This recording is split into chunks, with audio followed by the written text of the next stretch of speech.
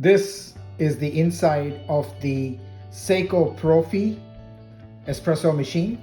Here is the espresso pump. As you see, in this one, it was rebuilt to be a Cosmic 120 volt, 70 watt pump. It says it's made in Italy. It's got the two live wires coming, 1 and 2, and 3 is the ground. And here is the inlet of the coffee, the water that comes from to the pump, and then here's the outlet and goes and connects to the outlet, and then it goes to the boiler. So the first thing that you have to do is, it's sitting on these rubber mounts here with a couple of screws. There's a screw here, here's a rubber mount, here's a rubber mount. And it's on a rubber mount because this is a reciprocating pump and it's got a solenoid in it. And so what it does is it causes the pump to vibrate a bit, and you want to dampen the vibration. That's why they have put it on rubber mounts. So once you undo the screws of the rubber mounts here, and in order to access them, there's a little plastic plate here that you have to take out. And so you can access the screws here that hold the rubber mounts. In the next section, I will show you what the pump looks like when you take it out. So with a plier, undo 1, 2, and 3, and then if you undo the screw here with a flathead and the other screw, the flathead, and the nut from the bottom, you should be able to lift the whole pump assembly off. So I'm going to show you the process of removing the pump here with a flathead screwdriver. You just access the screw here. There's a flathead screw down here, right there, and then another flathead screw down here, right there. You access those two, loosen them up, then you undo this. Mark them before you undo them, 1 and 2, and then the 3 is green. You undo that, and then once you've taken the nuts out of the bottom, then all you can do is you've got to undo this here, the inlet into the boiler. You should be able to use a wrench and loosen this and slide it out, and then all you have to do is take the pump out, and that's the old pump that got taken out. I'll show this. Okay, now here's the replacement pump. It's an Alka model. It's 52 watts. Remember, our old pump was 70 watts, and this one's going to be 52 watts. This is also a solenoid driven pump, but if you will notice, it has only the line in and it doesn't have a ground. So the third green wire, you can either connect them into a single and not have to connect it, or if you want, it's possible to mount it to the body of the pump here. This pump has an input on this side. The 2 wires, 1 and 2, go here, and then the output goes. And so there is going to be a problem because this pump is significantly smaller than this pump, and so you need to make some special mounting adapters in order to do that.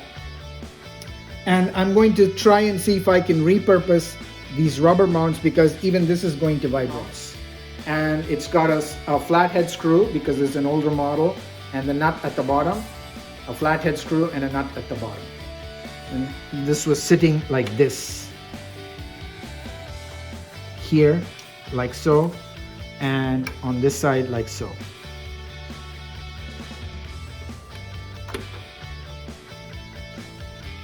Now what we're going to do is we're going to take this pump, and regardless of different ways of mounting it, I figured out that the correct way to think about mounting this is going to be like this.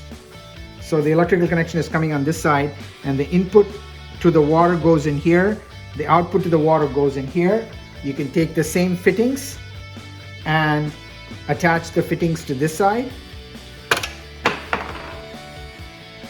You can take the same fittings and attach the fittings on this side, like so. Look, there's a little O-ring here, so you have to pay attention to the details, the O-ring, and this whole thing rotates.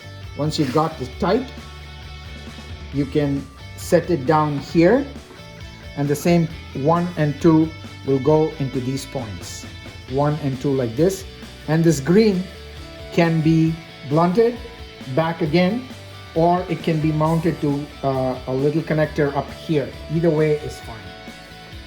So I cannot use these mounts on this new pump that I'm replacing it because it's way too big.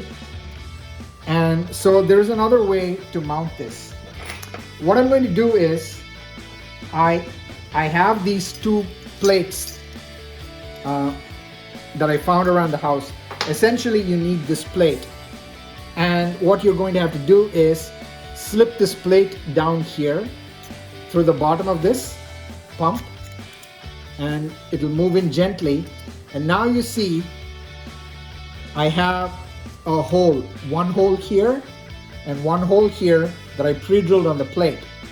And then I'm going to take my drill for the same size hole, put a hole there, and there's already a slot here. So all I need to do now is position the pump here and take these 2 flathead screws of the washer that I had originally from the rubber mounts and put them back here.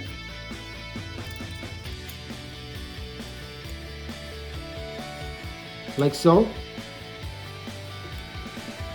and use that to mount this new pump.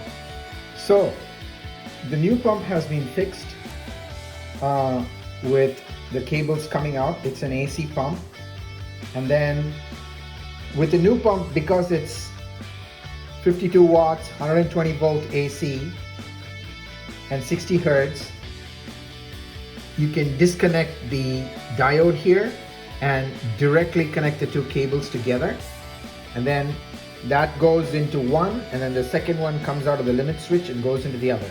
And then you can test it by just applying directly AC voltage to the 2 pins here. It should work fine. The pump has been held in place by a small plate with a small hole drilled in it and a screw put in with a mount at the base here. So the pump is not moving anywhere. It's firmly held in place. Make sure that this is sealed well and it's connected, and the wiring is a mess, so all you can do is just tighten them up. The extra ground connection can be all tied together to the ground here, and it's all tied in together. And that's how you replace the pump, the old pump, with a new 52 watt pump for the SAECO Profi Espresso machine, which is kind of similar to the SAECO Barista for Starbucks.